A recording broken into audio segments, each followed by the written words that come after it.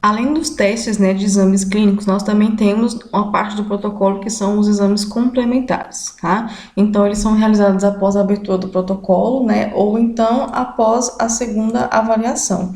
Então, a gente pode esperar, né, completar a segunda leva de avaliação do exame clínico para depois começar o exame complementar, ou então a gente pode fazer o exame complementar ao mesmo tempo, tá? Então, a indicação dos exames complementares é demonstrar de forma inequívoca, né, a ausência de atividade cerebral, né, elétrica, metabólica e ausência de perfusão sanguínea cerebral também. Então, aqui a escolha do método vai depender da disponibilidade da instituição, né, então a gente vai, né, depender se o hospital ele é bem equipado ou não e das desvantagens e vantagens de cada exame, né. Então, não há recomendação de preferência na escolha de acordo com a faixa etária. Então, pode ser feito qualquer um em qualquer faixa etária. A gente vai fazer o eletroencefalograma, que é para poder monitorar, então, a atividade cerebral do paciente. Então, esse aqui é um encefalograma, né, sem atividade cerebral, né? A gente percebe que quase não há movimentação cerebral aqui. Então, aqui a gente tem a comprovação que não há nenhum tipo, né, de movimentação, nenhum tipo de carga, né, de movimentação ali dos neurônios naquele cérebro, né, naquele paciente. Nós temos a angiografia cerebral, né, que é então aí um exame que ele é feito com contraste, onde a gente vai então administrar o contraste e ver se, né, há um fluxo sanguíneo naquele paciente ou não. Então aqui a gente tem o primeiro exame, que é onde a gente pode observar todo o fluxo sanguíneo, né, indo para toda a parte do cérebro, e nesse caso aqui a gente tem quase nenhum, né, fluxo sanguíneo sendo irrigado aqui para o nosso cérebro. Nós temos o Doppler transcraniano também, que vai analisar o fluxo sanguíneo, né?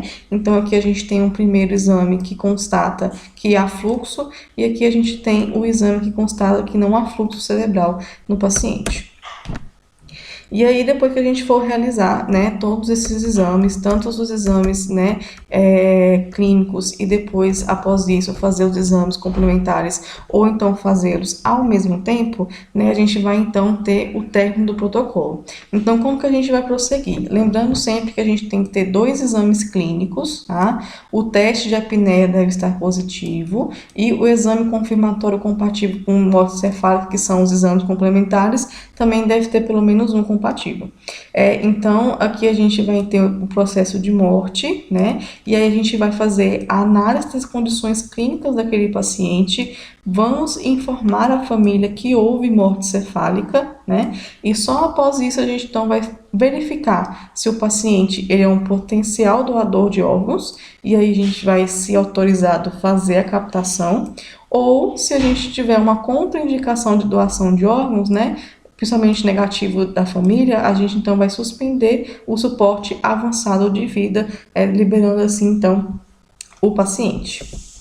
Então, essa daqui é uma declaração de morte encefálica, onde, né, aqui vai ser anotado todo o protocolo que foi elaborado para o paciente. Então, o nome, né, as causas da morte, o exame neurológico, né, os elementos, né, que foram feitos, os exames, as datas, quem foi o médico que fez, o médico tem que, né, avaliar. Então, tudo isso é anotado aqui nesse protocolo, nessa declaração de morte cefálica, para poder fazer, então, a notificação lá no órgão responsável.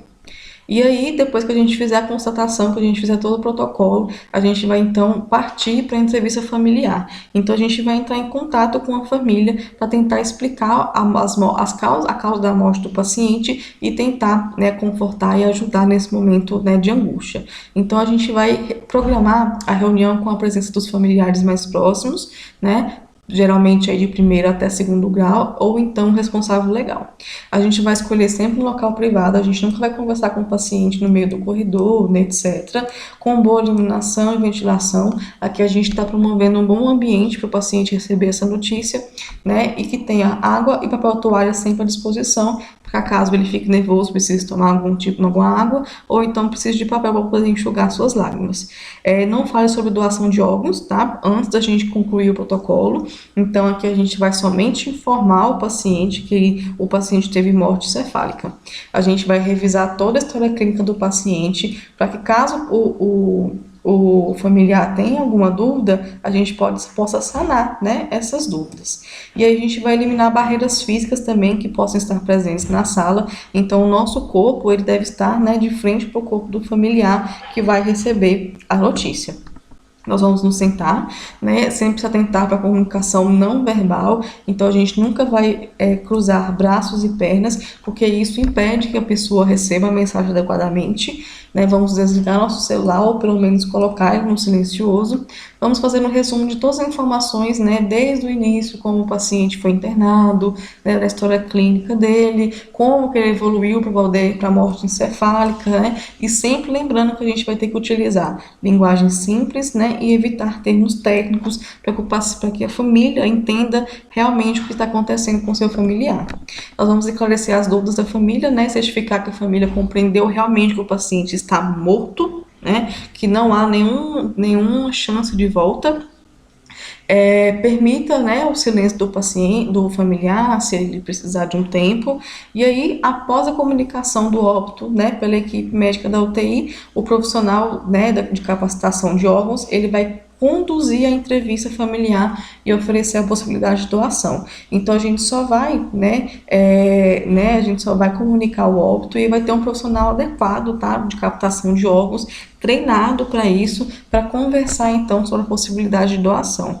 Então a entrevista deve ser realizada por no mínimo 2 profissionais, para um ser testemunhas do outro, né? E em caso também se houver comunicação, né? Na comunicação e mais notícias, a gente sempre tem 2 pessoas ali presentes. Então, a gente sempre, né, a gente viu na última aula que pode haver, né, os momentos de negação, de revolta, barganha, depressão e aceitação, e a gente só pode falar de doação de órgãos quando a pessoa realmente aceitar a morte do familiar. Então, aqui a gente não pode interromper esse processo de luto do familiar para poder, então, falar sobre a doação de órgãos, porque as chances dele falar não é muito grande. Então, a gente tem que ter muita cautela, muito cuidado ao realizar, né, essa entrevista com a família. Então, depois que a gente fez todo esse processo aí de entrevista com a família, né, e foi autorizado, então, enquanto, né, a família está pensando ali, está naquele processo, a gente também pode fazer a manutenção. Mas a partir do momento que a família decidiu não fazer, a gente vai parar. Mas se ela decidir por doar os órgãos, ou então está pensando, a gente então deve fazer a manutenção do potencial doador de órgãos. Então aqui, né, quem vai ser esse potencial doador? É todo paciente que tenha esse protocolo de morte encefálica finalizado, a doação de órgãos autorizada pela família, né, e é potencial doador de órgãos. Então aí a gente tem, né, um potencial doador. E aí existem algumas condições que contraindicam, né, essa doação. Quais são elas? Então a soropositividade para HIV, a soropositividade para HTLV 1 e 2, tuberculose em atividade, sepse refratária, infecções virais fúngicas graves, principalmente hepatite B e C, neoplasias, né, exceto carcinoma em sítio do útero, de pele, também tumores primários do sistema nervoso central. Então aqui a gente tem uma lista, né, de quais os tumores que não excluem o paciente para a doação. Então a gente tem o meningioma benigno, o adenoma de hipófise, a acinanoma de acústico, a craniofaringioma, o astroxitoma pilocítico de grau 1, o cisto epidermoide, o cisto colóide de terceiro ventrículo, papiloma de plexo de coroide, o hemanglioblastoma, o tumor de células ganglionais, pinocitomas, o oligodendroglioma de baixo grau, Schmidt de A e 2, né, a referência, empinominoma e o teratoma bem diferenciado também não exclui o paciente de doação de órgãos. Os tumores que o paciente pode ser considerado, né, dependendo da situação clínica dele. A gente tem o astrocytoma de baixo grau e o gliomatose sebri, que é, né, uma das patologias que pode ser que o paciente possa doar. E os tumores que o paciente não pode ser considerado para doação é o astrocytoma anaplásico de grau 3, o glioblastoma multiforme, meduloblastoma, o oligodendroglioma anaplásico, o ependemoma maligno, pineoblastoma, o pinengioma anaplásico e também maligno, o sarcoma intracranial, tumor de células germinais, o cordoma e o linfoma cerebral primário, tá? Então, todos esses não podem ser, né, utilizados para doação de órgãos. E aí, nós vamos fazer alguns exames necessários para poder, então, verificar se o paciente pode ser doador ou não. Então, a gente vai fazer a classificação do tipo sanguíneo, definir se ele é A negativo, O negativo, AB, né? Hematologia, a gente vai fazer hemogramas e também o exame de plaquetas. Nós vamos fazer exame de eletrócitos, né? Sódio, potássio, cálcio e também de magnésio. Os doadores de pulmões, né, devem fazer a gasometria arterial, o volume, né, de peso ideal, o PEP, né, que é a pressão intraespiratória, a frequência respiratória também deve estar entre 14 respirações por minuto, a radiografia de tórax do dia da doação e também a circunferência torácica. Doadores de coração devem ter enzima CPK, CKPMB, o eletrocefalograma recente, um ecocardiograma e cateterismo cardíaco. O doador de rim, exames de creatina, ureia parcial de urina e ultrassonografia do abdômen. O doador de fígado vai ter que ter o ST, o ALT, o gama-GT, fosfato alcalina e bilirrubinas. Doador do pâncreas vai ter que ter um exame de glicemia, de amilase e de lipase. Sorologias serão coletadas sempre pela equipe de transplante de órgãos, encaminhadas ao laboratório, e as culturas deverão ser coletadas 2 amostras locais e diferentes, né, de urocultura e cultura também de secreção traqueal. Então, dependendo de cada doação, né, de cada órgão que irá ser doado, a gente vai fazer um tipo de exame diferente, e todos esses exames, eles consistem em avaliar a função aí do paciente, do doador de órgãos, tá? E aí é essencial, né, que essa manutenção sejam instituídas durante o processo de certificação do membro da morte cefálica e enquanto se aguarda a entrevista familiar para poder concretizar a doação. Então aqui a gente vai manter até que a resposta da família seja, né, observada.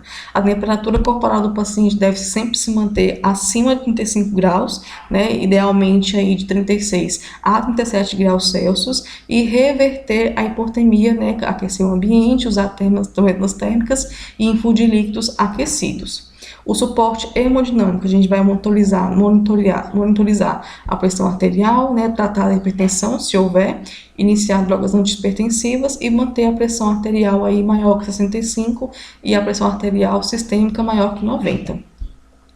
A gente vai iniciar a reposição volêmica, né, com cristalóide, se tiver hipotensão, infundir drogas vasoativas, adequar a reposição volêmica subsequente usando parâmetros dinâmicos, né, usar vasopressina para poder, se tiver alguma indicação, tratar a parada cardiorrespiratória e também taquiarritmias. Nas bradirritmias, a gente não vai utilizar atropina, né, e o uso de marcapasso ou intravenoso pode ser indicado, só para poder manter realmente o paciente ali com vida. Ventilar todos os pacientes utilizando a estratégia protetora e utilizar o modo volume de pressão controlada, né, que aquele respirador ali mecânico já faz automaticamente. Então, a gente tem que manter, né, acima de 90 e a PEP de 8 a 10, tá? E a gente vai ter uma pressão de platô só para realmente a gente ter aí a questão da movimentação da caixa torácica. No suporte endócrino metabólico, a gente vai ter, então, manter o suporte nutricional, tá? Entre 15% a 30% das necessidades diárias do paciente. Não é totalmente, mas a gente vai ter, né, um suporte nutricional. Nós vamos suspender a infusão de dieta, se houver necessidade de doses elevadas de drogas vasoativas. Monitorar a glicemia capilar de pelo menos de 6 em 6 horas. E fazer, né, a diminuição de insulina se a glicemia for maior que 180. Monitorizar diurese visando o diagnóstico precoce de diabetes insípidos, né, que é a diurese maior de 200 ml por hora. O uso de levotiroxina, né, por via interal é recomendado pela literatura, mas, né, demonstra que a utilização não traz nenhum tipo de benefício. No suporte hematológico, a gente vai administrar a desmopressina, né, em doses de cada 4 horas, para botar uma diurese menor. A gente vai manter o sódio sérico também para poder corrigir a hipertanometria. Nós vamos manter o pH do paciente acima de 7,2. Infundir metilprednisolona, né, para poder fazer o fechamento de protocolo para potenciais doadores de pulmão. Isso é só para quem é doador de pulmão. Transfundir hemácias para todos os pacientes, transfundir hemácias para pessoas com, né, com HB entre 7 e 10. transfundir plaqueta de sangramento ativo, né, transfundir hemácia se a HB hemoglobina tiver menor, né, que 7, para todos os pacientes. Transfundir hemácias para doentes também com hemoglobina de 7 a 10, se tiver perfusão tecidual inadequada. E transfundir plaquetas se o sangramento ativo, né, e placotectomia e otopenia estiver acontecendo. Nós vamos transfundir hemácias também, né, esse aqui igual. E alguns aspectos infecciosos, então a gente deve coletar cultura sempre que houver suspeita de infecção, manter ou então iniciar antibioterapia apropriada se houver indicação clínica.